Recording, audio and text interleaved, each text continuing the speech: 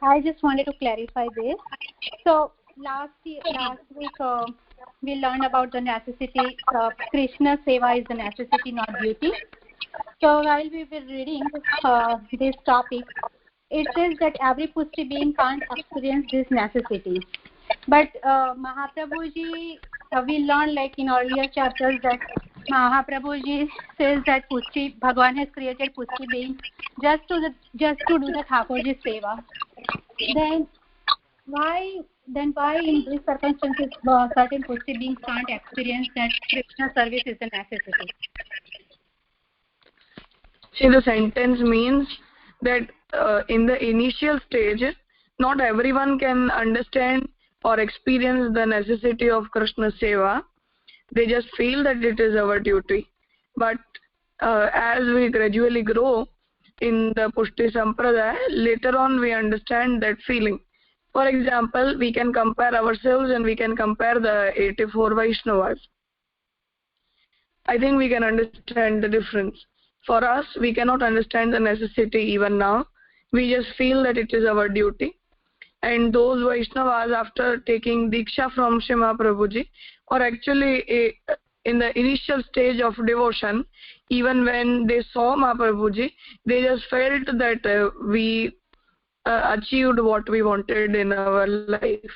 So they felt the necessity of Krishna Seva much earlier, and we, in spite of practicing that since our childhood or being a Vaishnava, child of Vaishnava parents, even though we are not able to experience that necessity. So this is what it means.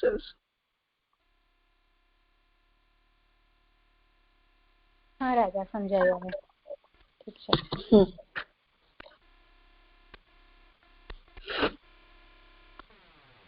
Anything else?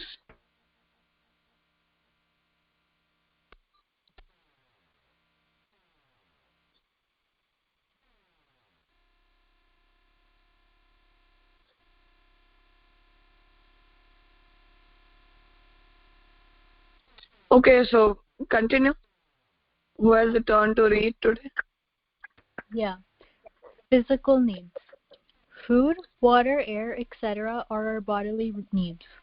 A healthy man needs food after 6 to 8 hours. But when he falls ill, his appetite is lessened. Gradually, he loses weight. When doctor advises him to take enough food, he complains of the loss of appetite. This makes clear that even though a sick man may have no liking for food, his body does not need enough food. But as soon as he begins to recover from illness, his appetite also starts increasing. Same thing is experienced regarding devotion of Bhagwan. Need is already there, but it is not felt. So to summarize, it's saying that in every day we need food, water, air, and etc. in order for us to survive. And the same thing is true of devotion to Bhagwan. But the thing is that many of us don't realize that this is a need, and we think that, and so many of us don't realize that it is a need, but the need is always there, and it just needs to be felt. So people should have like the inclination of actually performing the devotion to Bhagwan. So in the last class we were discussing about Adhibhautik, Adhyatmik and Adhyadaivic standards. So here we are trying to elaborate those three junctures. So the first one is the physical standard. So it explains that physical needs are food, water and air, etc., which are requirements of our body. And body demands those things to survive and even to grow. So a healthy man will need food, he will need air, he will need water also. And when we fall ill, our appetite is lessened and gradually we start losing weight because our body has some requirements to survive and for its working system. So when we get energy, our body starts working. If we don't get energy and food, our body doesn't work. So as this is the physical need, this is the need of our body, same thing is experienced regarding devotion of Bhagavan also, that we have the need of Bhagavat Seva, we do have the need of performing Seva of Shri Krishna, but we don't feel it.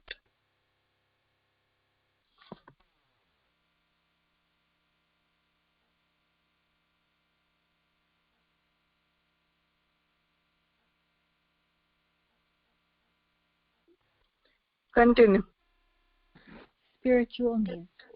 Satisfaction, mercy, tolerance, purity, control over senses, non-stealing, truth, having no anger, honesty, etc., and scriptural conducts are also human needs. These needs are also called spiritual needs. When a man keeps only a bhautic outlook, he becomes extremely selfish. The above-mentioned spiritual attributes and scriptural conducts are replaced by beastly vices like lust, anger, greed, ignorance, pride, jealousy, etc. His behavior becomes uncontrolled. The man who holds such vices may feel himself happy for some time, but he constantly remains disturbed and tense. When such person faces a man far advanced in vices and wantonness, his ego is wounded. Sometimes when he is criticized and censured by the society for his vices, he becomes conscious of his heart's disquiet on account of vices inherent in him. He understands the evil effect of material and beastly tendencies. Only at this time he experiences the need of moral qualities like mercy, truth, honesty, and scriptural merit of good conduct. As man begins to give up his evil tendencies like lust, desire, anger, etc., the attributes of faith, morality, and good conduct begin to increase in him. Morality and good conduct add peace and purity to his mind and senses. Same thing happens in the matter of devotion. So to summarize, the spiritual needs refers back to the adhyatmic thing that we talked about in last class, and it says that like in the first sentence it lists out all of the qualities and how they're all human needs, and they're also known as spiritual needs. And so when someone has a bhautic outlook on life, he is extremely selfish, and he does not possess like many good qualities. Like the bad qualities like anger, greed, etc. are more prominent in him. But then with society, and when he is criticized by society, one feels like they should have like a more positive outlook and develop more positive attributes, and so that is how morality and good conduct can help put his mind and senses at ease. And this is the same thing that happens in devotion as well.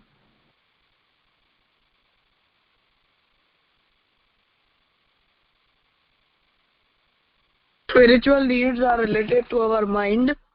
There are some ethics, there are some morals and attributes which we have in our mind. Those are not the physical characters, but those are the spiritual characters of our mind. So, for example, the satisfaction, mercy, tolerance, etc. So we have these feelings in our heart, we have these feelings in our mind, and therefore we cannot survive if we are not able to follow these, or if we are not able to have these attributes in our mind. Because the person once gets intolerant or he doesn't remain merciful, then we lose the humanitic characters in us. So these are the characters which we have because of being a sensible human being, and therefore we have such attributes in our mind. So these are our spiritual needs, and when we become extremely selfish, or when we lose these characters, means because of some urge of attaining some materials, or because of some experiences, bad experiences in our life, sometimes a person loses these attributes, but then we define that person that he doesn't have any humanity characters in him. So it means that these are some necessary characters which we need to have in our heart, in our mind. And when we start having evil tendencies in our mind, then we lose the morality, and we are not identified or judged as a good human being. So as these are our necessity, same way the devotion is the necessity of our soul. As we are defined as a person who doesn't have these attributes is defined as a bad human being, or he is not appreciated, his characters or his nature is not appreciated. Same way, the devotee who feels the necessity of Bhagavad Seva, or a devotee who feels the necessity of Krishna, even he feels useless once he loses the devotion, or if he is not able to perform devotion of Bhagavan or Seva of Bhagavan.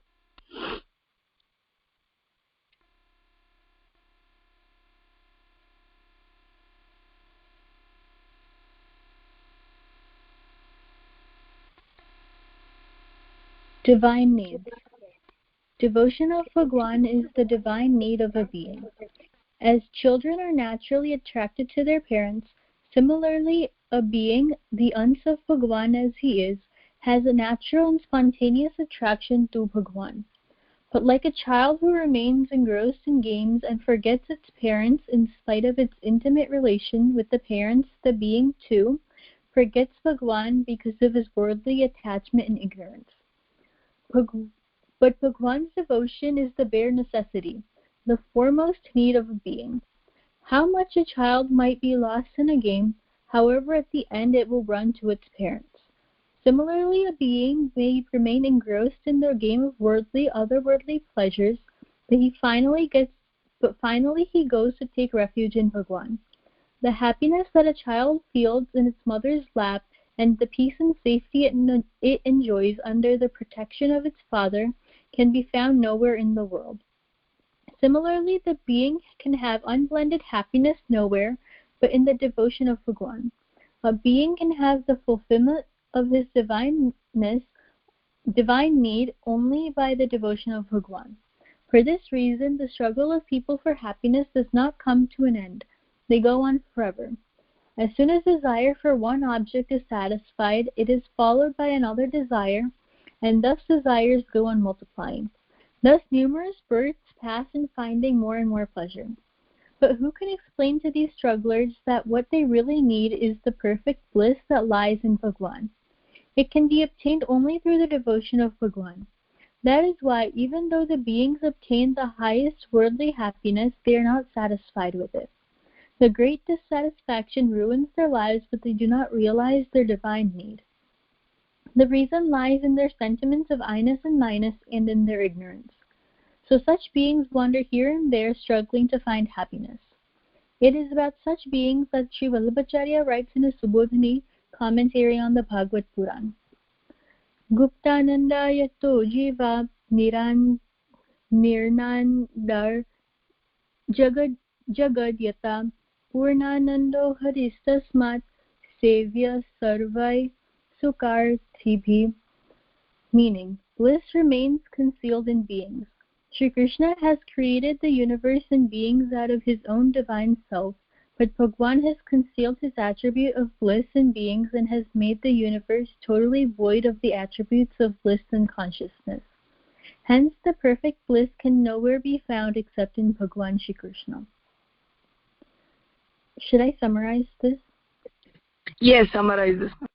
Okay, so here it is saying that the devotion of Bhagwan remains in every being because everyone is an Ans of Bhagwan. But just like as a child can lose track of its parents, similarly a devotee can also forget or stop remembering Bhagwan because of ignorance. And so so like when if a so the so the devotee can have happiness nowhere but in Bhagwan, and only the devotion of Bhagwan can fulfill someone's divine need for happiness. But when they have a desire for something, it can go on forever, and they cannot have satisfaction by it, and the desires can keep on multiplying. And so as a result, one needs to take multiple births in finding more and more pleasure. But many people don't realize that the ultimate satisfaction comes in doing the seva of Bhagwan and in Bhagwan himself. And so that is why when people try to attain more and more worldly happiness, they don't become satisfied. And the true satisfaction can come with doing like the seva of Bhagwan and letting go of their I-ness and my-ness. And so in the shlok, it is saying that the bliss that human or like the beings have is concealed, and it can only be and it can only be unconcealed when they realize how the true bliss can be only found in Bhagwan Shri Krishna. And this relates back to how the Bhagwan has made the universe void of like the attributes of like Anand. So all the Jiva are Ansh of Bhagavan, and nothing is different from Bhagavan. That's the main thing which we had learned before under the topic of Jagat and Jeev and Brahmavad, that Brahma itself created the universe.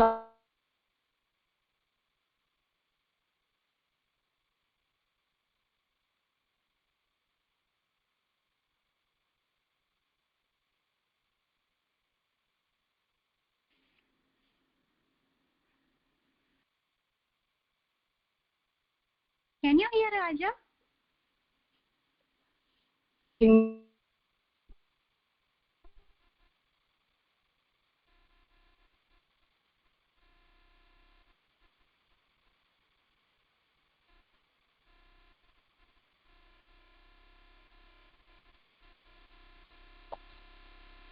Raja? Are you able to hear me? No. Reconnect. Okay.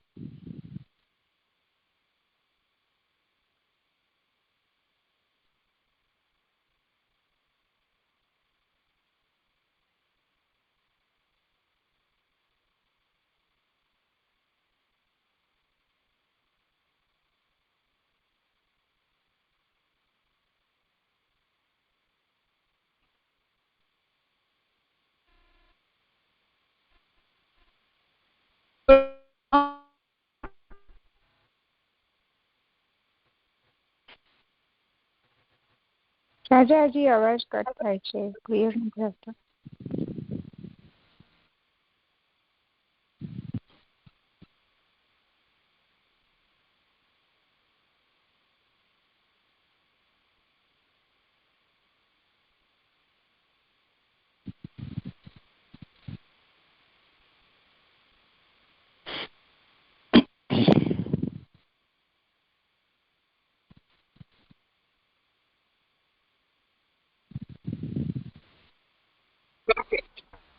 Hello?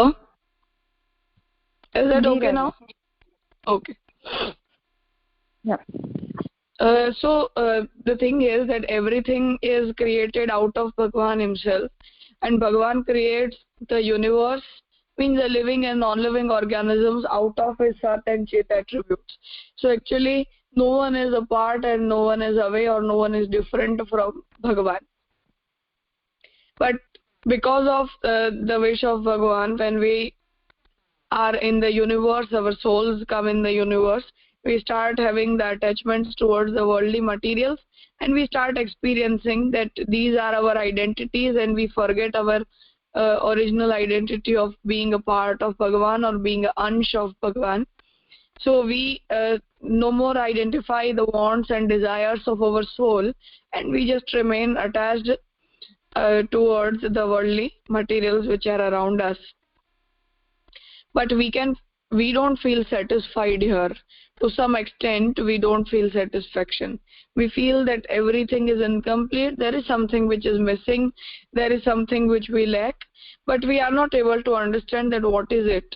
So here Mahaprabhuji wants to explain is that as we are a part of Bhagavan, we are missing Anand because Bhagavan had hidden that attribute from us during creation, and therefore we are not having the Anand, the attribute of Anand in us. And that's why this is the reason that the sentiments of I-ness and my-ness, and we have the ignorance in us towards the desires of our soul. But later on, when we realize, because Bhagavan has chosen the Jeev, Pushti Jeev and Maryada Jeev. Pushti beings are those who realize their devotion towards Krishna. Maryada Jeev are the beings who have the desire of attaining salvation sooner or later, and Pravahi Jeev are the Jeev which won't have that feeling. They would like to remain in this universe for all the time. So this is the natural tendency of the Jeev which is placed during the creation only, and therefore sooner or later we work or we have that desire in our heart accordingly, according to the Varan, according to the choice Bhagwan had made among the beings. So Mahaprabhuji writes in the Subodhini that bliss remains concealed in the beings. It is in us, but we are not able to identify it. Shri Bhagwan has created the universe and beings out of his own self, but Bhagwan has concealed that attribute in beings, and he has created the universe which doesn't have the attribute of Anand, and the universe even doesn't have the attribute of consciousness, because the non-living world is created out of Sat.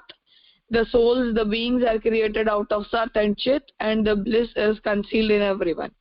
So perfect bliss cannot be found anywhere other than Bhagavan Shri Krishna.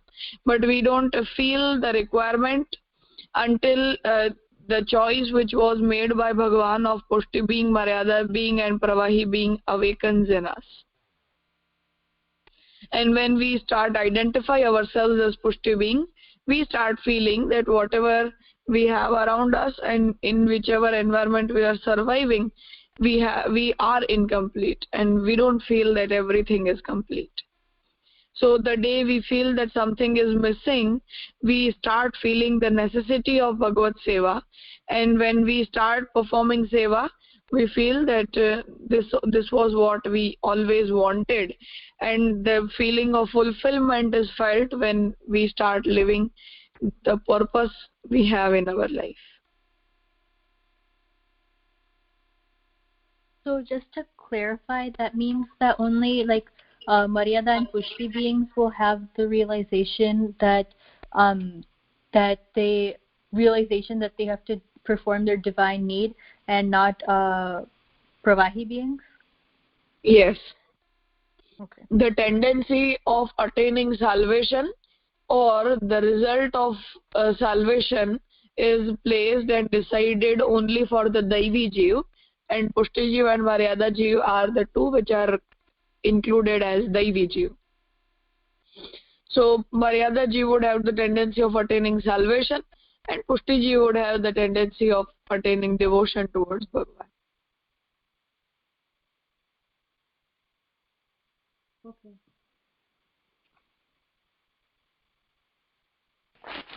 I have another question. Yes. So, do Pravahi Jeevs think that Bhagwan has created them, and then they want to do Seva of Shri Krishna, or those stuff? So Pravahi Jeev would never feel this. They know, possibly they can understand that this universe is created by Bhagavan. Everyone, we are a part of Bhagavan. They can understand this, but they won't realize their duty or requirement of attaining salvation or tendency of performing Krishna Seva. They won't feel so.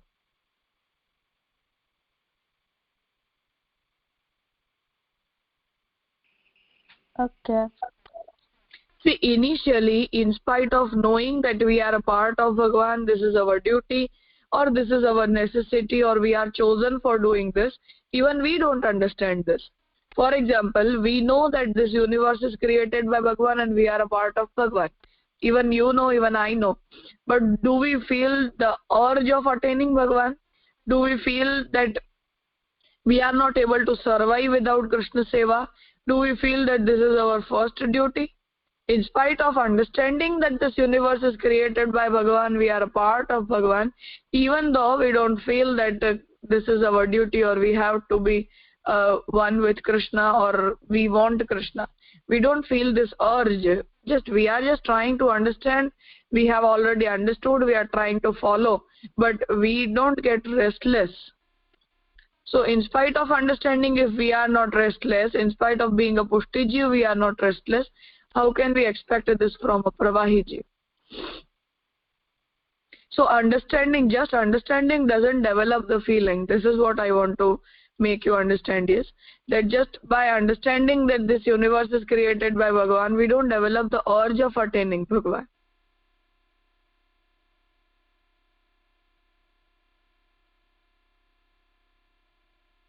Okay, I understand now. Fine. So I think we can conclude here today. We'll be continuing tomorrow. Then